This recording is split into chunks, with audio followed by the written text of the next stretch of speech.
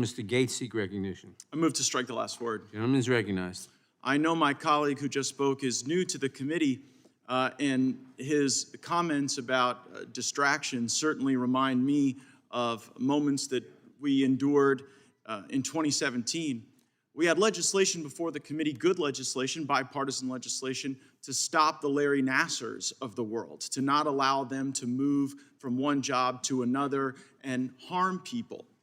And we debated that bill for like 3 hours. And you might ask, well, what was the substantive dispute? It was that the Democrats were like, you know what, Larry Nassar was a real bad guy, and we should protect Olympians. And you know who attends the Olympics? Russia.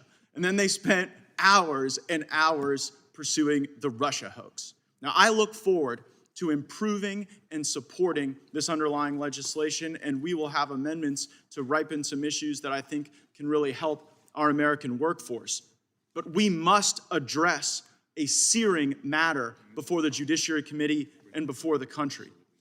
To label parents domestic terrorists for showing up at school board meetings and caring about their kids is abhorrent, unpatriotic, and un-American. But to lie about doing so is even worse. And somebody knew.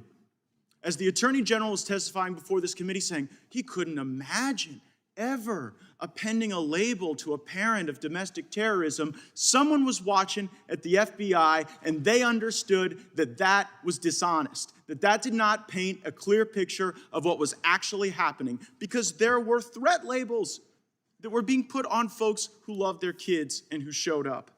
So here's my question. How many? How many Americans right now that went to a school board meeting, that emailed a parent, that confronted a principal, that reached out to their school board members, that ran into a superintendent at the supermarket and expressed their view? How many of those Americans right now are carrying a threat label with them? What's next? Can't fly on airplanes? Can't access the U.S. financial system? Get doxxed at their job? Get deplatformed online?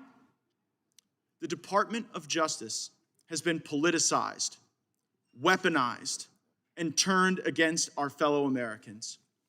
But when the Attorney General came and visited us, it was an interesting moment on the calendar, because we were days away from an election in Virginia and New Jersey. And maybe the Attorney General believed that because that election was around the corner, he could downplay the aggressive, unpatriotic action that he had taken against America's parents by telling us something different. You know, when Americans lie to the Department of Justice, they get prosecuted, especially when they're conservatives.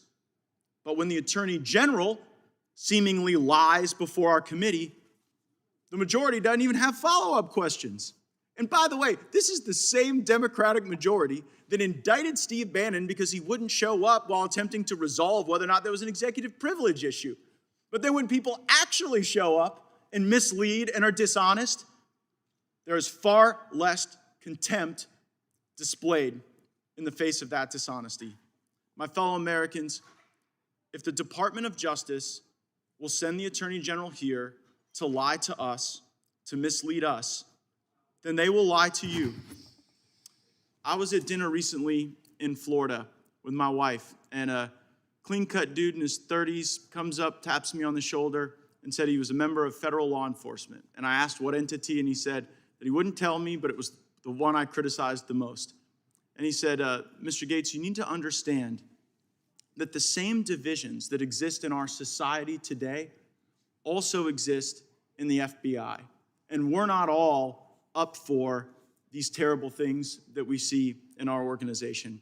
And he said, tell Mr. Jordan thank you for the great work we do, and to know that there are great patriots out there that are working hard to protect our fellow Americans. I'm glad there was a real whistleblower that stood up to tell us what was really going on, because otherwise we wouldn't know.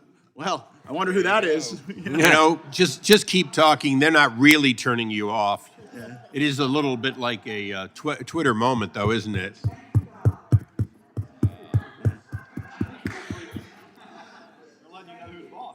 Mr. Chairman, I would ask that the gentleman have an additional 1 minute under the circumstances. Mr. Chairman, Mr. Chairman, The gen- the I'll yield my gentleman- the remaining gen- 30 seconds. Gentlemen will suspend, we don't have a clock yet. Oh, my. Is that for an interference? My time didn't run out. And then we have the lights. Among the unprecedented events of this Congress.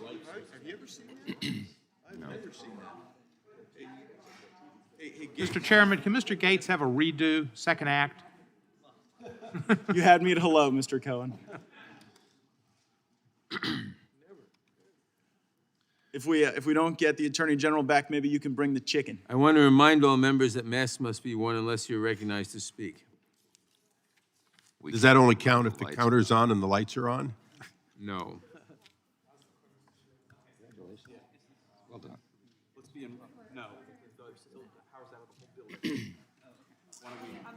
Is this the intermittent power we've been promised in natural resources?